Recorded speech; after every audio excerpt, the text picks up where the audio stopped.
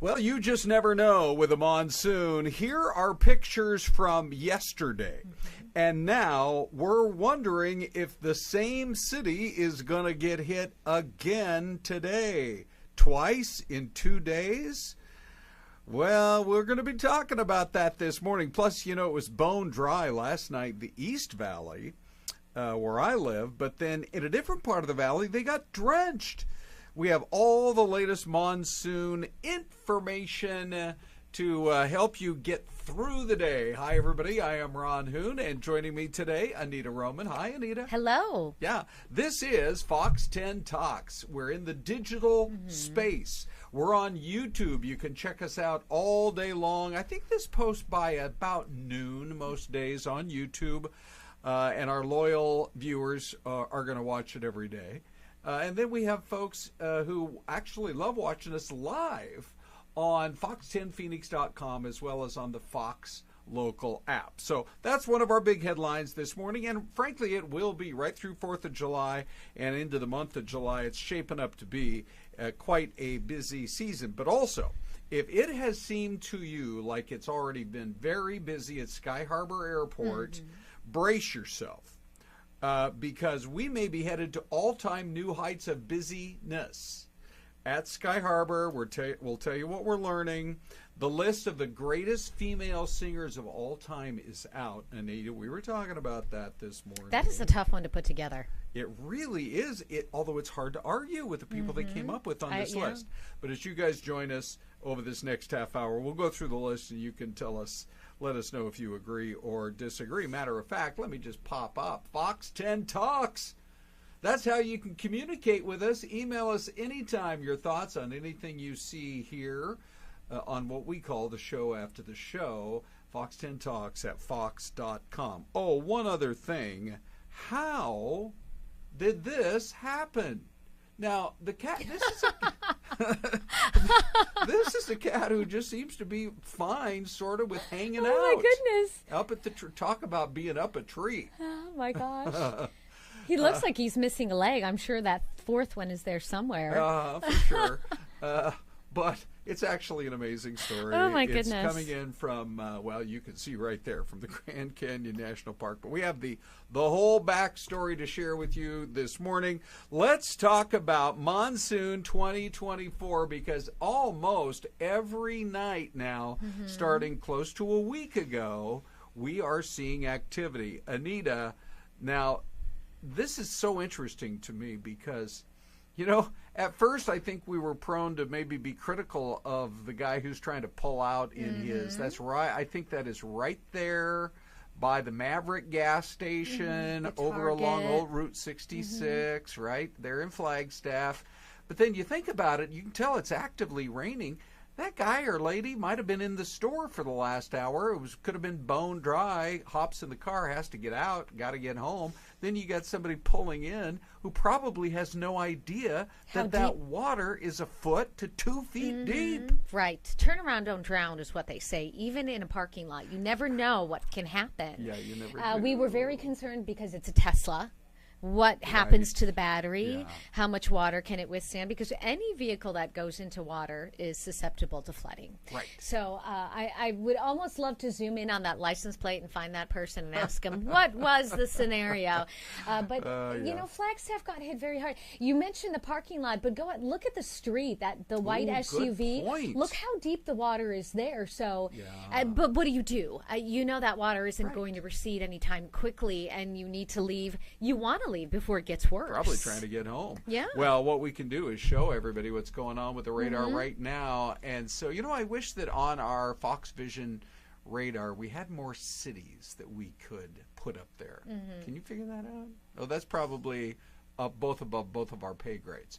Well, I can zoom you in, but if I zoom you in, then you won't see stuff. Phoenix, for example. Right, so if you want a wider look, yeah. If you wanted me to run in during the break, what I can do is zoom you in closer to Flagstaff. Flagstaff has we had the cameras up, and I know you said Dean's going to bring it up. They had rain this morning. The streets were still slick. Could be the water receding from last night. Right. So you see the storm activity, and when you are tracking the cells, and this is live at 10 o'clock in the morning, Arizona time, And when you look at it, you can see why that's the part of the state that there's a focus again today. And while it looks on these images like it might be dissipating a little bit or perhaps drifting a little bit to the north, it takes almost nothing for a cell to then suddenly pop up if there's moisture in the air. Right. And National Weather Service is saying there's a 50% chance for a good monsoon storm around 11 o'clock, so coming up here within the next hour or so in Flagstaff.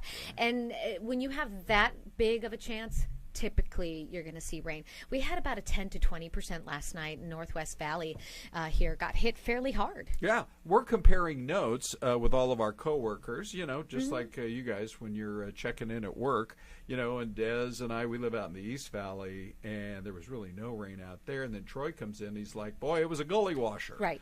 So, and he lives up in the far North Valley. That's why it's so tough to actually do the weather on a day-to-day basis in the midst of this unique weather system, the Arizona monsoon. That's why it's also difficult to measure exactly how active the monsoon is. But we talked about this yesterday. And all of those rain totals, fantastic. We look at everything. But the National Weather Service is always going to look at the airport. That's the official count, right? That is the official where they go to look to see how much rain fell. Which I want to fight against that. You know me, I'm going to pick up the standard here because at Sky Harbor, it was 0.01 of an inch yesterday. Right. Yeah. Not a trace overnight. Right. Yeah. So I don't know. I'm with you they're on not going that. to move it, but I would like to see them move it to Phoenix Mesa Gateway. Why can't they have multiple? Yes. And then maybe add up an average. Valley, right. Because these storms are very sporadic. Yes. You're gonna get hit in Mesa. Yeah. We might see those clouds rolling in Scottsdale, but all I'm gonna get is dust. Yes, right. Yeah. Well, the good thing is we have most of the valley covered between all of us on the morning show. So let me just show you, Dino, we are going to go ahead and switch now to that Flagstaff camera. He'll show us, look at how quickly he got that up. And sure enough, Anita, that is perfect for a view from downtown Flagstaff where our camera is perfectly situated to catch the San Francisco peaks, and it is already looking kind of gloomy and ominous. Those clouds really low, really dark, so they look really full. Pretty windy conditions up north too. We're seeing those monsoon winds pick up. I'm looking for a flag, but I don't really see anything. That camera on top of Hotel Monte Vista, if I'm not mistaken, in the downtown area, and they're just waiting. And you just never know if those storms are going to hit really hard like they did yesterday, where you have the flooding. Don't forget we have the burn scars as well in the Flagstaff area.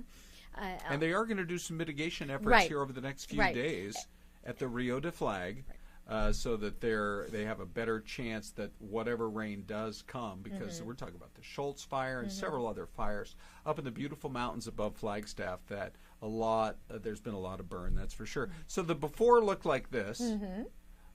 And then you can't even tell what kind of a vehicle that is. And I mean, I don't even blame that guy. He's just turning in. He doesn't know that it's going to be a foot to 2 feet of water in the parking lot. He's just turning in. Yeah, because close to the intersection, it looks fine. Yeah. And so there's the before and there's the after. Wow. I mean, he cleared it, but you know what? That's a little car. Is he going to get one back of those out? Minis or something like that. And maybe all of a sudden you don't realize you're 2 feet deep in the water. So that's what makes it. Thank you to Donna Hanley for sharing. She's not the driver in either of those vehicles. She was sharing it just from her camera from right there. But boy, it just shows you. Now, here's my one question before we move to the next topic, Anita. Is it unusual to have 2 days in a row of monsoonal activity in the same area? Absolutely not. We've seen that over and over. I mean, you remember last year Mesa was hit. It was late September. I was off that week, and that was when we didn't have a roof, and we had 3 major holes in our roof because we were putting in new AC, taking out the old. Entire inside of the house flooded. Thankfully, it was empty. We were gutting it. You need to bring those pictures in, by the way. I don't have any because I was trying to mop up the water. But Mesa was hit really hard that evening, and then the following morning. And so I mean, these storms sometimes, and again, that's why it's so hard to predict what's happening. Sometimes they hit one area, sometimes they're going to scatter. And so, do you remember a couple years prior to that how bad Scottsdale was hit? All the power lines were down on Scottsdale Road, and then the next night we were hit again. Because we have a worldwide audience on YouTube, one of the things I should share that not only makes it hard that one area gets hit one day and not the next in the Metro Phoenix area, 5 million people live here, but then we have some cities that are so large, and I live in Mesa, and I tell people I moved from Mesa to Mesa, and I'm 25 minutes away from where I used to live. It's that big of a city. It is, and growing. And so I live in kind of that newer, farther area of Mesa as you head toward, say, Queen Creek. But the area that you're talking about that got hit so hard was in more older Mesa neighborhoods down along the Superstition Freeway. We visited a mobile home park that was, I mean, half of it was destroyed. Yeah. So great. All right. So anyway, Flagstaff, best of luck to you today. Our monsoon coverage will continue every day that it's going to be a big story here on Fox 10 Talks. But do you, if you live here in the Valley of the Sun, remember where you were on this day? This is a little bit of a clue, by the way. On this day in 1990, hottest day in Valley history. Can you tell it was in the 90s, 80s and 90s, just by looking at the hairstyles? 1990 to be exact. Yes, 1990. It was the transition of 80s hair to 90s hair. America West Airlines, they were that Valley-based airline, which then eventually merged with U.S. Airways, which then eventually merged with American Airlines, but it all started right here at Terminal 4 at Sky Harbor. And I remember on that day, so we hit 122. If you're watching from some other part of the country or the world, and you're like, really? You guys hit 122 once? You know, on an almost every year basis now, we'll hit like a couple of days, 2-3 days at a 117, maybe a 118, that kind of a thing. But we have never gone back and touched that 122. Let's hope we never do. Thank goodness. But I do, my memories are two things. One was that my nostrils were burning walking across a parking lot. What about your feet? Well, I mean, I had shoes on. Yeah, but still. And comfortable socks. And they were sensible shoes, okay. Anita, sensible. But, you know, the other thing is, over there at the airport, there were questions about planes and whether or not they could take off, not because they weren't airworthy at 122. It's just that the manuals had not been updated to that time to actually say, hey, it's okay to take off in these extreme temps, which, by the way, out there at that part of the valley, by the way, I asked Dean, can you find me a hot shot somewhere? Just give me a nice hot view. And sure enough, he's done it again. You can almost see the heat coming off the desert right there with the palm trees and everything else. But they have since updated, my understanding is, all the airline manuals so that they can take off temps well into the 130s. Let's hope in our lifetime, Anita, we don't see that. I don't ever want to experience that. 118, I think, is the hottest I've ever felt down here, and that was plenty. Yeah. Plenty. Yeah, it's about 97 right now in Phoenix at the airport, so think about that. Okay. 97 degrees, you're seeing all that heat rising. Can you even imagine what 122 looked and felt like? Yeah, it's a good point, that's for sure. And once again, Dino comes through with a shot that says, yep, it's pretty warm out there. By the way, a little bit cooler, but still quite a weather phenomenon. I thought this picture was amazing. That is one spectacular water spout. This is off the coast of Cape San Blas in Florida. I feel like Florida is like California in a way, Anita, where every few weeks you hear about another town you never heard about before. I've never heard of Cape San Blas. Where is it? It's up in the Panhandle, about 40 miles southwest of Tallahassee, and maybe about 30 miles east of Panama City, where they have those beautiful white sandy beaches. But boy, that's quite a shot looking off in the distance. Pretty incredible, the weather phenomenons that you see. Yes. You know, the monsoons, the tornadoes, the weather, the water spouts. These can be dangerous, though. Yes. Beautiful, for sure. but deadly and dangerous. I mean, part of it is it's a remote stretch of the Florida Panhandle, so you don't see people there. But maybe they're also saying, you know, the skies look a little scary. I'll get back.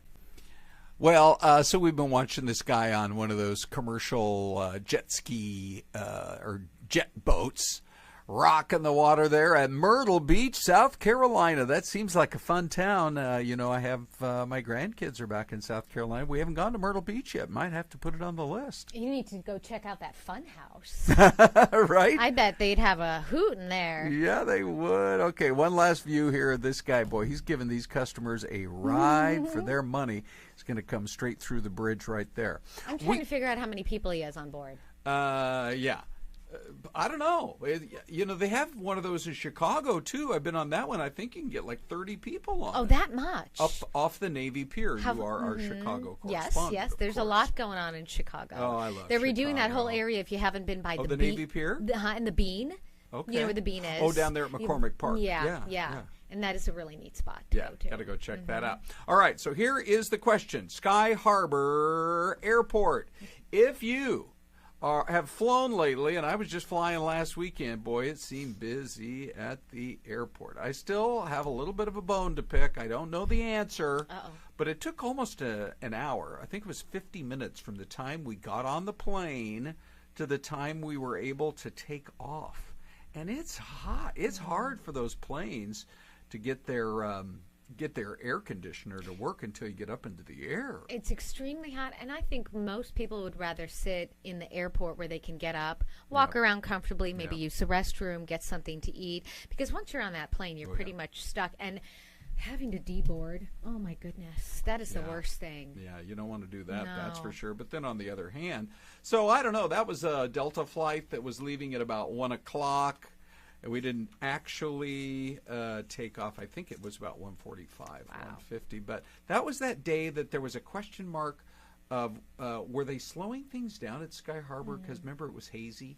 It was hazy, and we also reached 117 degrees on that day, Friday, which we tied a record. Yeah. And it fell to 117. It was very hot. You know what? Whether it's hazy or not, you got to get those planes in and out. So I don't know if that was a Delta situation or if that was air traffic control or what was going on. When it's that hot, get people on the plane.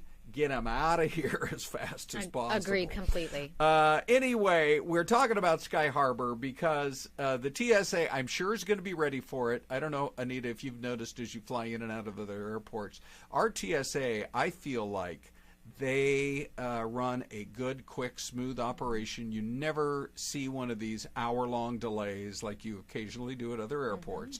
Hopefully they are ready, and I believe they will be, but they are reporting that they screened almost 3 million people last Sunday, a new record for one day, and it was just an average Sunday in June. Nothing special. It wasn't Father's Day. We're not close to 4th of July. But that number is expected to go even higher, with 32 million people planning to fly over the 4th of July holiday. So they say this coming Friday, get ready to possibly break the all-time record, no matter which airport you're flying in and out of. Obviously, Sky Harbor is going to be able to handle it, but some of the others we shall see. It looks like they may crack that 3 million mark. So I happen to be working as we speak on a very special story with the TSA. Okay. And their canines. And I can tell you, I'm not quite sure if it's going to run this week or next week. So maybe we'll talk about that in a future podcast. Okay. They have a very special program where the canines can screen passengers and get them through very quickly, and then these passengers don't have to go through the X-ray machine. So they are able to move things along very quickly, making sure that everyone is still very safe and secure. It's pretty fascinating to watch. Okay, so that might help. You know, one of the things about this business I love is that I feel like you learn new stuff every day that you're here. And so there you go. You've learned some additional info from the folks at TSA. Yeah. I agree. Great. All right, let's talk about the list of the greatest female singers of all time because it's out, and here are some of the names on the list. But before we tell you which one of these four is number one, let me just mention to you some of the other names that are on the top 20 list of the greatest female singers of all time. Now, I'm a little bit surprised. Adele is all the way down at 20. Is that... What's your take on that? I think Adele has an amazing voice. That's right. And wouldn't you even say that before Taylor Swift? She was the one who 100%. was out there. Well, she and Beyonce were the two that were out there that were really kind of the mega stars that were selling out. I haven't had kinds an of excitement. opportunity to look at what the criteria was to get on this list. Right. When I think of the greatest female singers, I think of someone who can get on stage or go walk into a room and boom, sing. Yeah. They don't need music. They don't need any type of accompaniment. Excuse me. That's what I think. Taylor Swift, fantastic performer, great businesswoman. Yeah. If you took away the music, how would she sound? I don't know. I have two great singers. I've been to a number of concerts over the years. Saw Paul McCartney here in town. Saw Elton John a couple of years ago. Just saw the Eagles and Steely Dan.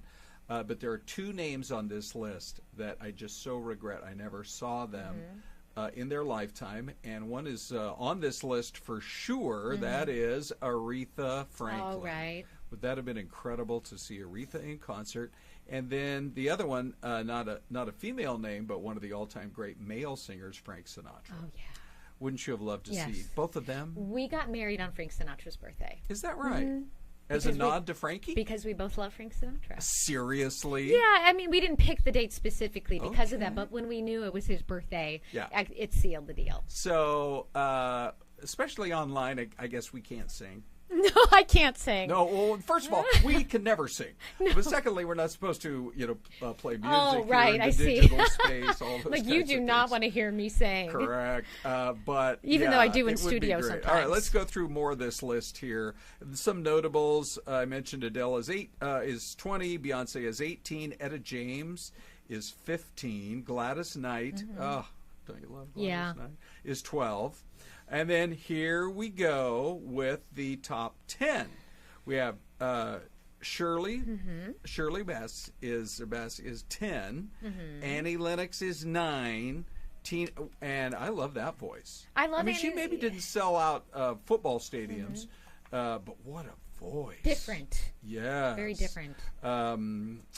So her song "Why," for example, I bet I've played that 1,000 times. Tina Turner 8, Barbra Streisand 7. Can't argue with Barbra Streisand's voice. And then how about Karen Carpenter at 6? Beautiful. Yes. Tragic. I was playing some Karen Carpenter music for one of our employees today who was really not all that familiar. And she was saying, "Oh, I get it." Yeah. Yeah. Classic. Her incredible voice. Gone way too soon. Top 5. Here we go. We have Ella Fitzgerald at number 5.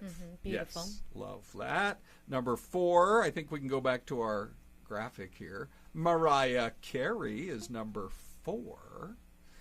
And, she revels in the fact that she's a diva. She loves being a diva. Oh, she does. So good I think for she has her. someone who walks around and brushes her hair for her. If you can afford it, more power to you. Celine Dion is 3. Aretha Franklin is number 2. And I have a lot of Aretha tunes.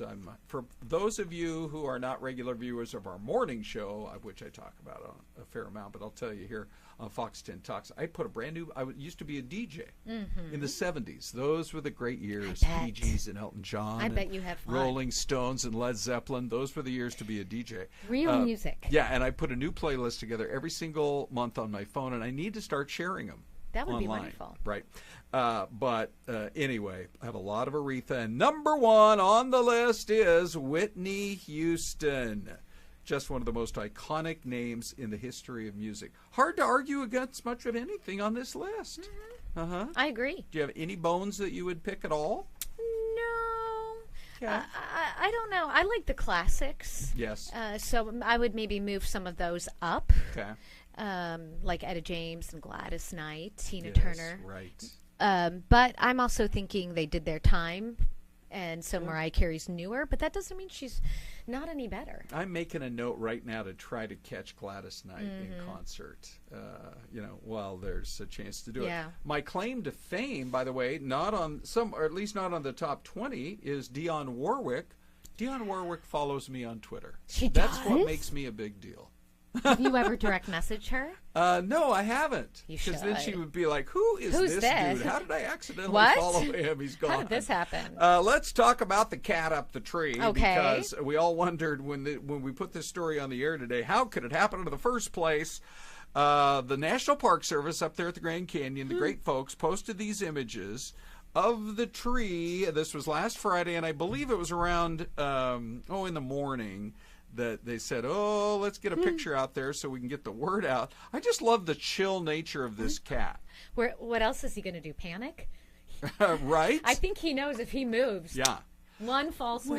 Yeah. He might fall. The thing about it is, he probably did panic to get up the tree. I was wondering, was it a bear or a dog or something? Or maybe he was chasing something. Could be. How Squirrel. many lives do you think he used getting up? I think only one. But anyway, so they went on to social and shared the image. And they said, we have a furry adventurer from the heights of a tree at the Grand Canyon, tree climbing for the perfect panorama. I am not a big fan of the of playing around with, like every time we do a story about eggs at Easter egg. Oh, how exciting, those kind of things. But anyway, about 7 o'clock that night, they did locate the happy and relieved cat owners. And they said the owners have been located. Thanks for all your support. By the way, it was a firefighter who got up there with a ladder to save the day. Wow. Hero. Good. Yeah. The Park Service. I think that we need to have the cat and the owner on the show. If they're local and still in the state. Right about that. Okay, Anita, our time's almost up, so we are going to go to the Mystery Cam. Where's my Mystery Cam graphics? There you are. Oh, this is kind of interesting. I feel like we've seen this one before. Oh, really? I don't know. Okay. Well, they got the water tower. Yeah, I first think Payson, Arizona, because they got that water tower with some radio and cell phone towers. I think it's a bigger city. We've got some big booming businesses there. Right. You have I want to be able to read those signs, those freeway signs over to the far right, but you can't quite. No. I'm going to go somewhere in Illinois. I'm just going to keep guessing Illinois until one of these days. Good for you. Dean's going to pop Illinois up for me. I keep saying that I'm going to go further south because we had Fort Smith, Arkansas the other day, and we were wrong about that. That was yesterday. So this time around, I think I'm going to go to Virginia, somewhere in Virginia. All right, drum roll, Anita please. Opens the mic or the envelope to reveal the answer here. Let's see what we got. Oh, Gaithersburg, Maryland. Okay. Well, it's on the other side of Virginia. Come on, Dean, Illinois. All right, here's how. Once again, you can communicate with us. We love your feedback if you're watching us on YouTube or live on fox10phoenix.com or Fox Local. Fox 10 Talks at fox.com. Anita, thank you.